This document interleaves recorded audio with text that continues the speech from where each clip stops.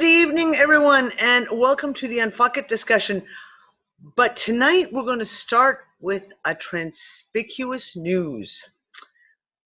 Transpicuous news on Wednesday, the 27th of November, 2019. Now, some of what I'm going to talk about tonight, I'm going to be talking politics tonight, but it's not going to be American or British politics. I'm going to be talking about politics here in Malta. We have had in the last 36 hours complete and utter epic insanity within the country, within the political realms, the justice realms. I want to give everyone a little heads up because what is happening here is kind of almost like that macro micro of what we're seeing across the planet. And Malta is just this little tiny country, but highly, highly corrupt. So if you will remember back a few years ago, there was the Panama Papers that were released. And one of the journalists who was foundational in the release of the Panama Papers was a Maltese journalist. Her name was Daphne Caruana Galizia. And she has been known in Malta, and for many, many years, she has reported on the corruption, reported on the fraud, reported on unbelievable amounts of bullshittery playing out in the political realms and financial realms of this country. And all of a sudden, someone got really pissed and they blew her up. They put a car bomb in her car and they blew her up and killed her. And everyone knows, like anyone who follows this, we all know who did it, i.e. not maybe the who, as in the person who pressed the button, but it's well known which politicians she's thoroughly pissed off and which businessmen she's thoroughly pissed off by exposing all of their dirty laundry in the Panama Papers and several other places.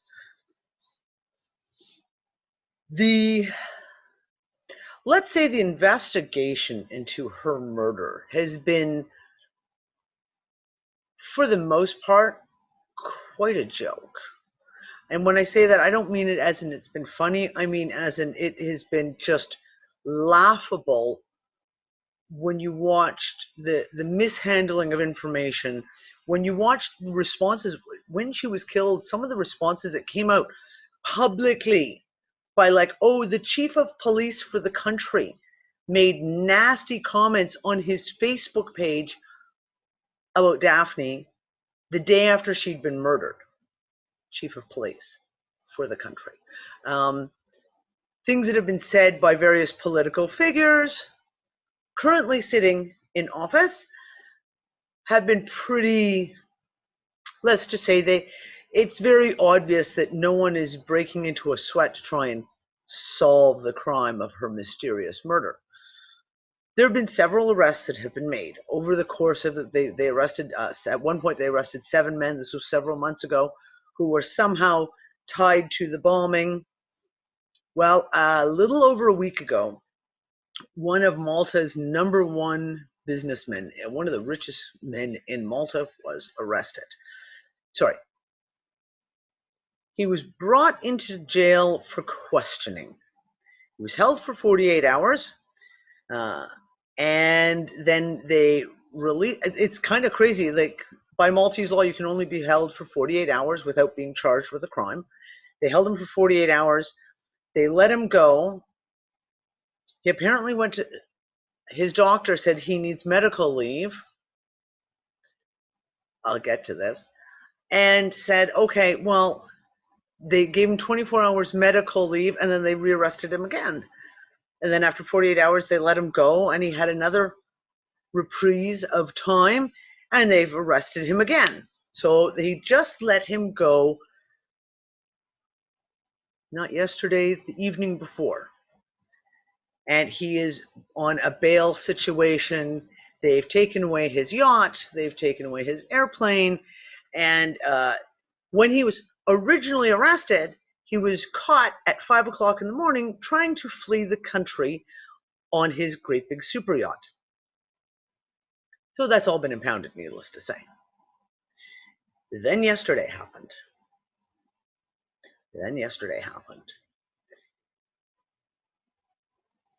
During the course of yesterday, the entire country had a power blackout. And the excuse was, oh, well, something happened with the power lines coming from Italy, blacked out the entire country. And most of the cell phone providers, all of a sudden, were like, oh, gee, I guess we don't have enough backup power. We don't have cell phones. Turns out, during the course, just before that happened, the current Prime Minister, Joseph Muscat, his chief of staff, whose name is Chambray, who is, I don't mind saying, a slime bucket of the highest order, who, in all the investigations I've done, yet not gone public with, about the deals for the new hospital and the selling of the public health sector out, and various other little deals that he's put together, his fingers in all these corrupt little pies. Chief of Staff resigns, followed by the Minister of Tourism, and then the Minister of the Economy suspends himself. Doesn't resign, he suspends himself, which is now they're saying, constitutionally, you can't suspend yourself. It's not allowed. Like either you resign or you don't resign, but you can't just say you're going to suspend yourself. This all happened during the power blackout across the entire country. The news that has been coming out is crazy. They've directly tied the businessman Fenech to Daphne's murder. He's trying to cut a deal to name other people. Chambray, who was the former chief of staff for the current prime minister, who was at the prime minister's house when he was arrested last night. Oh, that's right. They went and arrested the former chief of staff. He's been arrested. The doctor for Fenech, the businessman, has now been arrested. And it has now been said quite openly in news and various assorted news stations that Chambray, the chief of staff, was using his clout to get all the inside security information. He then warned the 3 other suspects that the police were coming to arrest them, which is why Fenech was on the run. The last phone call Fenech had made was to Chambray just before the police arrested him on his yacht as he tried to escape. This same doctor is also Chambray's doctor.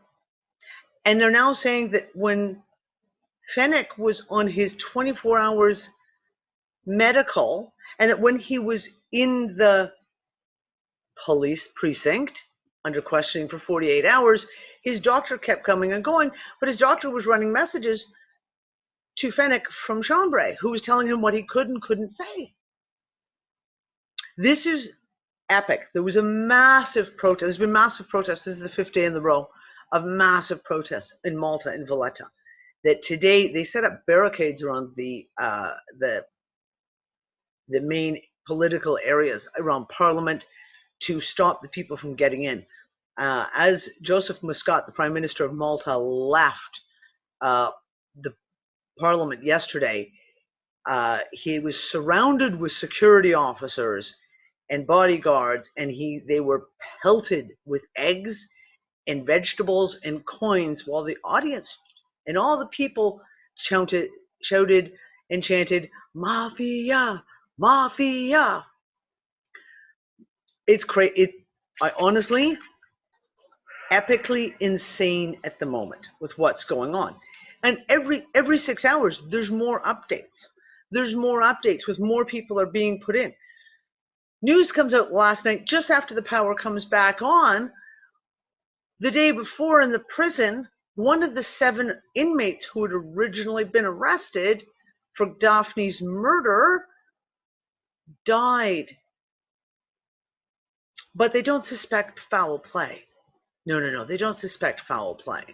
But he suddenly died from drinking paint thinner. Yeah, and that's, Bossy, that's what I said. Epstein didn't commit suicide. I'm pretty fucking sure this guy didn't commit suicide either. So, yeah, he just got Clintoned. Exactly. So, we have, at this moment, the university, the main university, and 26 student organizations are demanding that Joseph Muscat, the prime minister, step down and resign. Now, this has been ongoing. They tried to demand that he resigned after Daphne was murdered, and he refused to. He has been said that he was going to resign over several different issues that have come up, including the Panama Papers, and he hasn't. Now the opposition leader is now going to the EU Parliament to try and get the EU Parliament to force Muscat to resign. And here's the whole thing, though.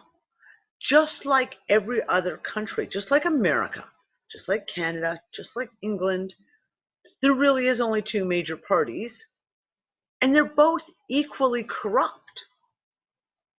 The opposition is equally corrupt to the current government in power. And this is the insanity we're seeing playing out across the world. And if you're watching the news and you take a look at what is going on right now,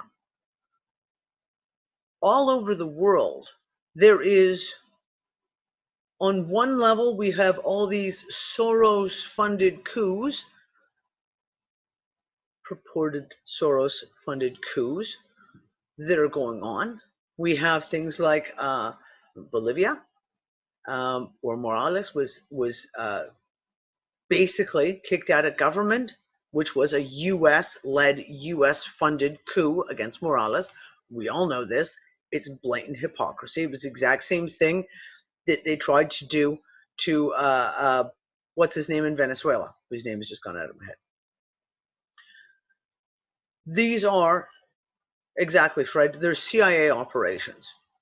There's a lot to strongly suspect that everything that's going on in Hong Kong is also another CIA operation. Thank you, Linda. Maduro in Venezuela. Thank you.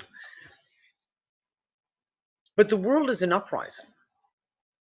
Regardless of whether, the CIA is involved or George Soros, etc., the world's populations are an uprising. And while each one may have its trigger point, and the news always likes to try and pick on whatever the trigger point is. In Peru, they were like, oh, it was the transportation costs. That was the trigger. That's the excuse. It was like in France, back a whole year ago, because Yellow Vest is now in book 2, officially this week. They've started their second year of protests. The media tried to spin it like, oh, well, people are upset about this one taxation that's coming in. There's a taxation law change they don't like. No. That's not what it is. The people are fed up. The people are literally completely fed up. And in a lot of ways, the people have nothing left to lose. They've gotten to a state now, they've gotten to a point where there is nothing more to lose, so we might as well take to the streets and kick and scream and shout and just demand some kind of fucking change. It's very interesting because it's a global phenomenon. It's not just France. It's not just Hong Kong.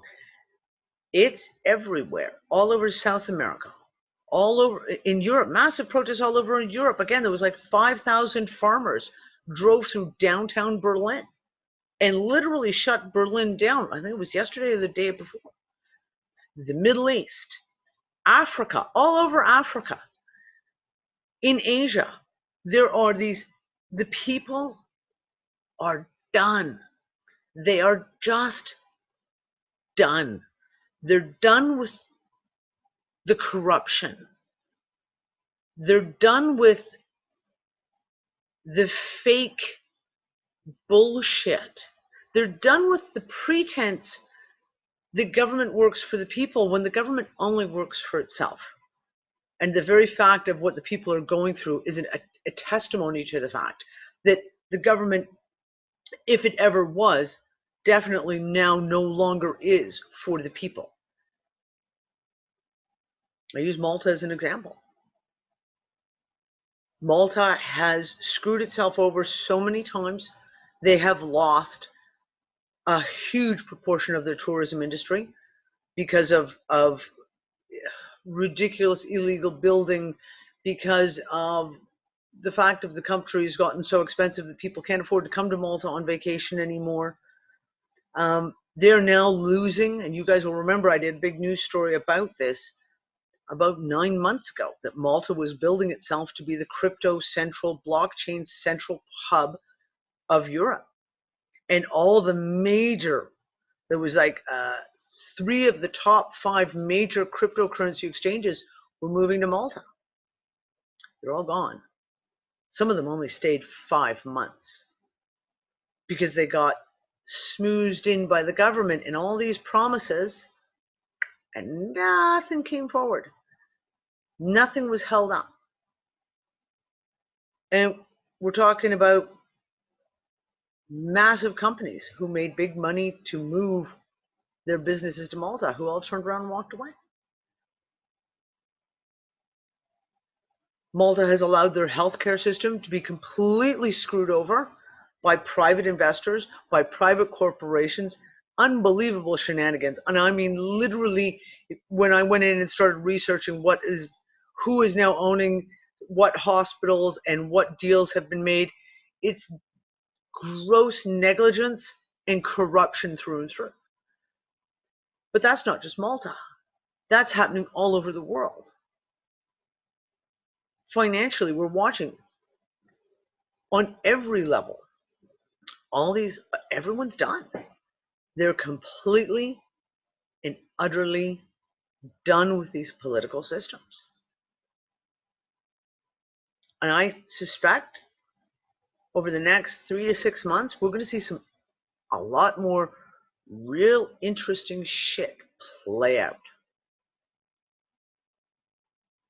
Real interesting shit play out politically, financially, and on every other topic you can imagine that is touched by that blackened finger of corruption. It's going to be interesting. It's going to be interesting, everyone.